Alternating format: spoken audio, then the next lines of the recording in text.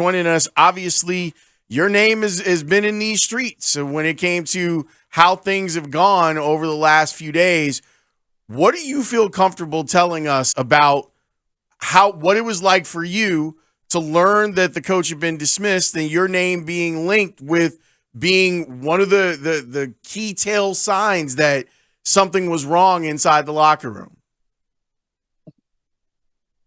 I mean, at the end of the day, honestly, I don't really give a damn about really too much of it. At the end of the day, for me, it's one of those things where at some point enough is enough.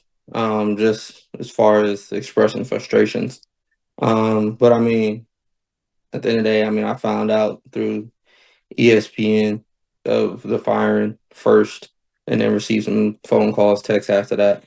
But I mean, at the end of the day, this is not my first go around. It's not my first rodeo with firing and things like that. I mean, at the end of the day, it's a business. Guys get fired all the time. Player, coach, GM, it happens. So I mean, again, I don't necessarily feel like I was just some major part that played a role in getting him fired. I mean, that's not on me. But I mean, at the end of the day, too, there was frustration. There was words from myself that I expressed just from my frustrations of losing. I mean, like I said, and part of what I said after the game is, I mean, I've been losing for 5 years. So I mean, I feel like a high level player like myself, after a certain point, losing games, how we've been losing games, somebody has to express something. And I mean, for me, it was something that was a spur of the moment thing, and it went the way it went at the end of the day. Jaylon, we know you enough to know that you believe in communicating with intention, and you believe in. I think you believe in the power of positive confrontation. Is that fair to say? Like, say stuff. If stuff needs to get said, say it like men and talk about it. So, what did you feel needed to be said at that point in the room? Honest, I can't even give you the details because it was one of those situations where it just got to that point where you don't really remember everything that was said. I mean, like I said, at the end of the day, it was just based around frustrations of losing. That's what triggered it. Just hearing some certain things and seeing the way things have went these past few weeks. And I mean, again, from the outside looking in, you can say it's the last few weeks for me. It's been the last 5 years of my damn career. So I mean, I've always been a winner. Pop Warner won championships. High school got to the championship. I mean, college, we were ranked number 5 team at a certain point. So I mean, for me, I'm used to winning, used to playing the game at a high level, and I haven't done that since I've been in the Bears uniform. So I think for me, just expressing that frustration, and again, it hasn't been a lack of talent. I mean, especially this year, it's not lack of talent. It's not any of those things where I can just say, well, we just have a bad team, a bad roster. It's just little things, it's just certain situations, a certain way of losing that really hurts, and it got to a point for me where I was fed up. Did you feel like you were speaking just for yourself, or as a vet who's been here as long as you have been? Did you feel like you had the voice of, wanted to make sure you gave voice to what some players were speaking and might have been Nah, afraid to say? I was speaking just for myself at that point. I mean, I'm not didn't intend to be no Martin Luther King or nothing like that. I wasn't speaking for I was speaking strictly for myself, my own frustrations. I didn't mention anybody's name. I didn't mention how anybody else felt. I was speaking strictly for me. And again, I have a lot of passion. I dedicate a lot to this game. I mean, I've dedicated my life to football my whole life. So I mean, it is tough to continue to lose and then lose in the fashion we've been losing. And I know the type of work I put in. I mean, I was talking to some of the guys and just the treatments, the long nights where me and some of the guys, the last 4 or 5 guys out the building, the extra work I put in the building, outside the building, after practice. I mean, after a certain point, man, you want to see those things benefit you in a way of wins and not just, oh, well, I'm doing things the right way. You want to win the game at the end of the day, and it's so much that I sacrifice, that players sacrifice, and I'm sure that there's coaches that sacrifice and have sacrificed a lot of time, effort, and things like that. But I mean, at the end of the day, we want to win. I feel like for me, I know I want to win. I can't speak for how bad anybody else wants to win, but I play the game to win individually and as a team. I mean, it's just that's what it's all about. It's about winning. We can hear the hurt when you talk about not being able to win and how this has been what you've gone through since being in a Bears uniform. What things would you like to see change? I'm not even gonna lie to you. I don't got no answers for nothing. I just want to win. I mean, I can't tell you all I want to see this. If it don't add up to winning, honestly, I don't really give a damn. I just want to win. And whoever comes in here, whoever's a coach, whoever's whatever, it better be about winning, and the results better be need to be there. So I mean, for me, that's all I care about. I don't really care about everything in between. Whatever needs to be done to win has to be done.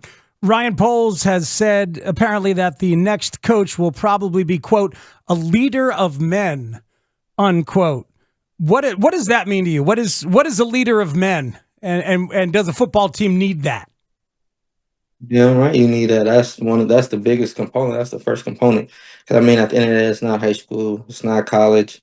It's not something where guys are immature to a certain point. I mean, you got men with families. You have men that, I mean, 30 years old. Mercedes is 40 years old. I mean, you have to be able to command a room when guys with families are listening. Guys who have played 10 plus years are listening. Guys who play 15 plus years are listening. And then, of course, those young guys, you need to earn, not even earn, you have to have that respect and that presence when you walk in the room and when you talk to guys, when you talk to men. I feel like it's not something that any and everybody can get up there and do. I think it's something where for an NFL team, there's certain guys that just have that it factor. And I mean, of course, you see it in players. When Blair walks in the room, I'm like, okay, damn, like that's what alpha male looks like. And there's the same thing for coaches. Coach can walk in the room and everybody stops talking and you looking at the man that's speaking, and it's a certain presence that's felt. And I think that's very important to have a leader of men to be able to gauge his guys, talk to his guys, have uncomfortable conversations. I mean, all those certain things are just what leaders do. And at the end of the day, too, leaders make tough decisions, and the guys around them are going to rally behind it. But we rally behind a leader of men because at the end of the day, it's what's right to do, and I feel like it's a lot easier to do what's right. It's a lot easier to do extra when you have a certain guy standing in front of you speaking and commanding you to do certain things. You made the part that a lot of football players don't. Like you got to the big money second contract. Yeah. You would have gotten that anywhere. You ended up getting it with the Bears. Do you have any regret that you stayed here and signed a big money deal with the Bears because it's not winning? Nah, I don't have no regret. I mean, at the end of the day, it's of course all this is surface level. For me, I mean, being human, we have feelings, but beyond all of this, God has me right where He needs to have me. At the end of the day, I'm frustrated, but that never changes my faith in being where I'm supposed to be at the end of the day. And I mean, like I said, I don't have to like it, but I definitely have learned to trust and respect where God has me. And if it's in a situation that's tough, that's losing, I mean, at the end of the day, for me, it's a bigger purpose, and that's to grind through it, to push through it, to build a certain level of, I would say, endurance through tough times, whatever it may be. I don't trust. I mean, I don't haven't stopped trusting that I am where I'm supposed to be at. And if it's for me to lead better, if it's for me to bring these guys out of a slump that we've been in since I've been here, then I mean that's what it is. I can't waver from the belief that I had in the beginning of being where I'm supposed to be. I have full faith and confidence that I am where I'm supposed to be, regardless of what it looks like now in front of my face. I don't know what's on the other side of adversity. So I mean, I'm gonna just keep pushing like I've been doing year after year. I mean, season after season, game after game. That's just what I do. I'm never gonna fold from it. You in the locker room, that seems like a leadership moment. Do you feel like you need to do more now, or do you have to fall back? What you mean? Or what? Like in terms of being a leader on the team, like you were very vocal in the locker room on Mhm. this subject, and you've been very passionate here talking with us. Does that mean that you should do more of it now, or do you feel like maybe I should just kind of let things play out and see who else emerges as a leader? No, I mean, I'm gonna continue to be myself. At the end of the day, what happened was a result of me being myself. I mean, I could have easily suppressed how I felt. I could have easily felt like it wasn't worth saying, but at the end of the day, it was just me being myself. And if anybody knows me, they know that I'm a very outspoken person, and when Jaylon gets to a certain point, he's going to express how he feels, and that just happened to be 5 years of it. So I mean, for me, it's not nothing I'm gonna change. I'm gonna continue to be who I am on, off the field, in the locker room, communicating with whoever I communicate with. At the end of the day, I know I'm very, very much so professional in that I've never had a complaint or nobody's ever felt the kind of way about the team man I am, how I am in the locker room, how I communicate, how I play the game. So I mean, I'm gonna continue to be myself until I feel like I'm told otherwise. But even then, that's gonna take a lot for me to change because I am who I am. Jaylon Johnson joins us the day after Bears games, usually, or in this case on a Monday at 5 o'clock here on The Score. It's a Spiegel and Holmes show. Jaylon, has Thomas Brown addressed you all as a team yet, as the head coach? Has there been opportunity for that yet? Yeah, he did today. How'd that go? How'd that, what you're describing as that command of the room and that leader of men, how's that feel with Thomas today? I mean, great. He's been very much so consistent, and just being able to hear his voice more since he took over the OC job has been great. Because I know for me, I wasn't too familiar with, about who he was and thing just his background until, of course, he got the promotion. Started hearing a little bit more, and then hearing him talk in front of the team is just somebody that you definitely listen to because I mean, of course, we haven't, I would say, as a team, heard or seen him talk. So when he did get up there and start talking, it was one of those things like, damn, okay, he's a powerful guy. His presence is definitely felt when he gets up there and speak. He doesn't just say things just to say him. He's very firm and has a good intent with the things that he's saying. I think it was no different today. Going up there and being really direct about where we're at in the season, what we need to accomplish from the inside out, just really building a strong foundation. And he talked about it, and then we went off to our unit meetings. Yeah, there's a love affair going on with a lot of people when they hear Thomas Brown talk, Jaylon. He comes across very authentic, like just a real dude. One thing we were wondering is if he's going to be comfortable with some of you guys speaking the truth as much as you have. Publicly. It's been noticeable this year. A lot of people with, opportunities have spoken the truth. You think Thomas will have the same kind of feelings about that as Matt, or is that going to be a developing situation? We wonder. I mean, I feel like there can definitely be things. I feel like, how would I say it? I feel like there has to be, and there should have been always a level of professionalism in speaking on different platforms. Everybody has the right to speak on platforms. That's what we're in this position for, is to speak on the platform that we're in and to try to impact those around us. And I feel like there's a professional way to do it. Because I mean, at the end of the day, we go to work with the guys in the building, and we owe a certain level of, I would say, respect, and not just to the guys in the locker room or in the building, but really to the game. And I think with respecting the game comes keeping a certain level of professionalism, a certain level of things in-house. So I mean, you can definitely express yourself, express how you feel, or look at a certain situation with also keeping that same level of, I would say, respect for the building, respect for the game. And I feel like at times it's gotten away from us, but I feel like for the most part, it's about learning how to do both, learning how to use your platform and speak your truth with also a certain level of respect for the building. So I know for myself, I feel like I've been able to do that, and we just all can have to continue to do that. And I think he knows and understands that, but also expects us to have a certain level of professionalism and respect for the locker room. When it comes to you communicating with him, I'm guessing you're like, look, I need to say what I need to say, but this guy is also going through a tremendous change right now. How do you feel like that's going to work from an individual basis if one of the team leaders, one of the guys that one of the captains wants to talk with the coach? How do you express yourself freely and openly, or is that something that you have to figure out over the next couple of weeks with him?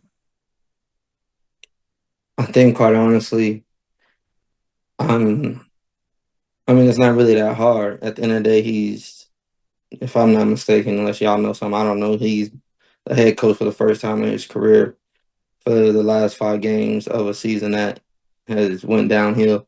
And I think for me, it's a certain level of compassion and grace, I would say, for another human being, another man that's, of course, somebody I work with, but also stepping into a new role. So, I mean, I'm not going to just tell this man everything that I'm feeling in my said concerns or whatever. I mean, end of the day, we got 5 games left to do the absolute best that we can do and try to go 5-0. And for me, my biggest thing is showing him. I mean, that's a clean slate. Showing him absolute respect if whatever he asks for me to try to go out there and do it, and really just go from there. I mean, it's not really about just everything how I feel. Like I said, I don't speak on how I feel all the time and every moment and opportunity that I get. I mean, it's very, very selective when I do speak, and if there is something that for some reason just completely rubs me the wrong way or there's something that I need to voice, then of course I'll do it in a professional way and talk to him. But I don't think that's going to be the case with him being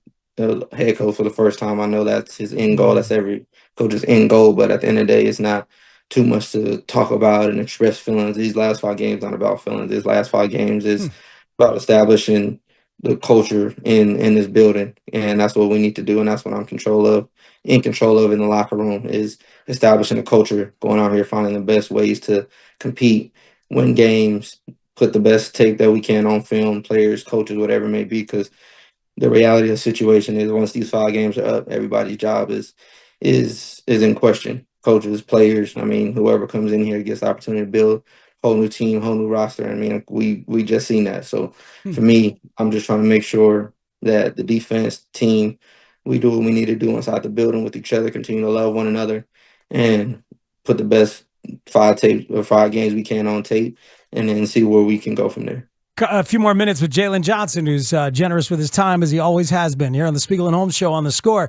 You mentioned you heard about it on ESPN, that the coach getting fired. Is that true for all the players? Like, is that how all you guys found out, or did anybody get phone calls, or to your knowledge?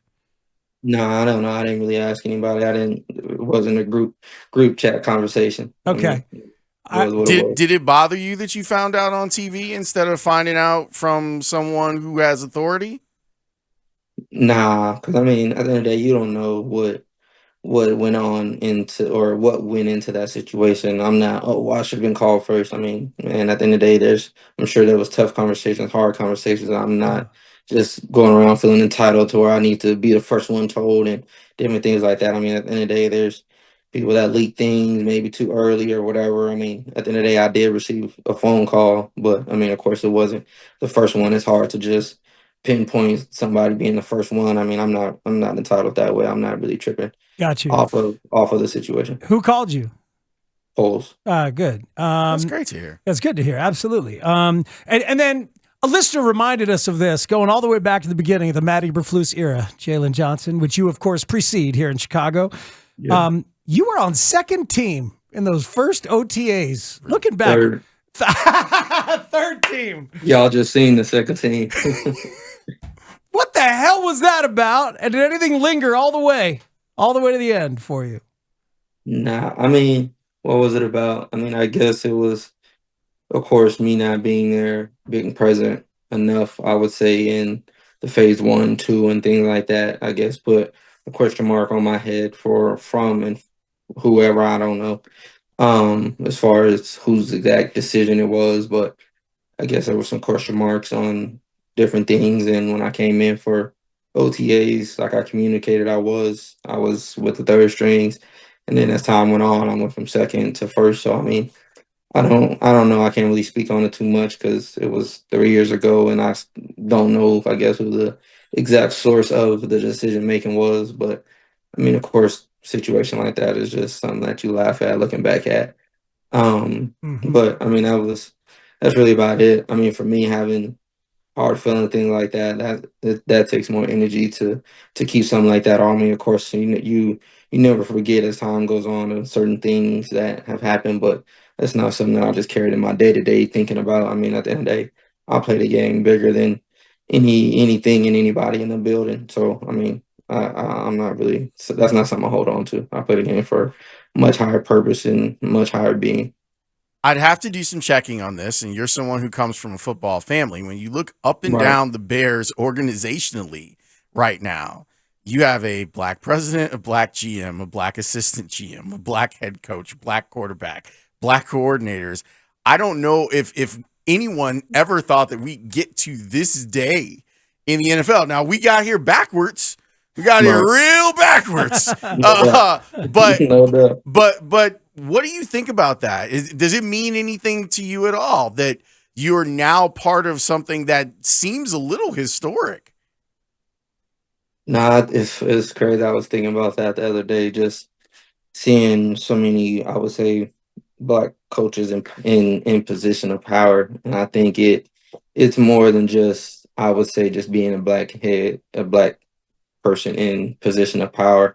I think it's more for me, and just the reality of the situation is looking at the building, looking at your roster, and just predominantly having a black dominated team. I think that kind of goes throughout the NFL. I think it's more black people or African Americans on each team than any other race, and I feel like it's a certain level of relatability, especially for your head coach, for your president, to be able to lead teams that are predominantly black, lead position groups. I mean, if you look at our defense, I think there's maybe two. No, I know Jack, and I'm trying to figure out who the other non-black. Oh no, Noah Sewell. So it's like, but even then, he's still brown skinned. You have him in the helmet, shoulder pads. You don't know that he's not black, or you wouldn't know that you wouldn't know that he's not black. But I think just something like that, it takes a certain level of relatability, and again, just being a certain leader of men. And again, not all, I would say, black coaches, black presidents, GMs, things like that are just the best. And of course, I mean, nobody is, no matter what your damn race is. But I think the good ones are able to relate a different way than, I would say, coaches who aren't. But again, it's not saying that, I mean, white coaches or whatever coaches there are can't relate or can't lead a certain team. I think it is just a different power sense and respectability when you have the right black head coach or right black assistant, whatever it may be, GM, I mean, owner, OC, DC, whatever you want to call it. I mean, I think it's just a certain level of respect that you go into that situation having. It's kind of weird too, because if we go back to the throwback jerseys, like the winged helmet and stuff, which are great looking jerseys, by the way. yeah, but where the players that wore them 3 years ago or 4 years ago were the first black players to ever wear them. Yep. To now, the entire organization, except for ownership, the entire and Jack Sanborn. And shout out to Jack. Jack had a hell of a game, by the way. He was out there balling. But yeah, like that's white chocolate. Shout out to ownership and Jack Sanborn. That's incredible. All right, Jaylon, we got to get to the important stuff. Thanksgiving? What did you cook that was the most delicious on Friday, Jaylon, for your Thanksgiving? Probably the mac and cheese. I really made more of the sides. It's crazy. I wasn't even in the damn mind frame to TikTok or record nothing. I was over. I was just trying to get some good food going. But I made mac and cheese, greens, yams, and then my mother-in-law, she made the ham. I keep saying stuffing, dressing. I actually just found out the damn difference between stuffing and dressing, but that's another conversation. But dressing, what else do we have? Oh, and then I made my wife some chicken. She didn't want no ham, so I did that. That sounds awesome. So everyone was, I mean, I know you were pissed, but was everyone happy with the meal and the time together? Yeah, we was all, I didn't bring no bad vibes to Thanksgiving. I just wasn't in the content creating mode, but we definitely had a good time, definitely small, intimate. But it was really good. I had my oldest daughter here, and again, she got to meet my youngest daughter, so it was a good time. Really enjoyed the Thanksgiving for sure. That's beautiful. Not gonna lie, the end of that game brought bad vibes to my Thanksgiving. Hey, I apologize for that, boss. And any role I played, you didn't play any role. It really wasn't your fault. You Jaylon. Busted your ass, man. I think that was made clear that it wasn't your fault. It's the third week in a row that a win is sitting there against a division rival, man. Yeah. Keenan said it. Keenan said, "You guys did enough He wasn't lying. No, he wasn't lying. It's definitely wasn't your fault. Jaylon, as always, man, we appreciate you. Thank you so much for your honesty. The audience just loves you, and we do too, quite frankly. So thanks for always being there for us. Good luck. I hope this turns around because I can hear how frustrated you are when it comes to the winning part, and I hope that turns around because you deserve it. Yes, sir. Yes, sir. I appreciate you guys. You guys have a good one. You too. It's Jaylon Johnson on Spiegel and Holmes on 670 The Score.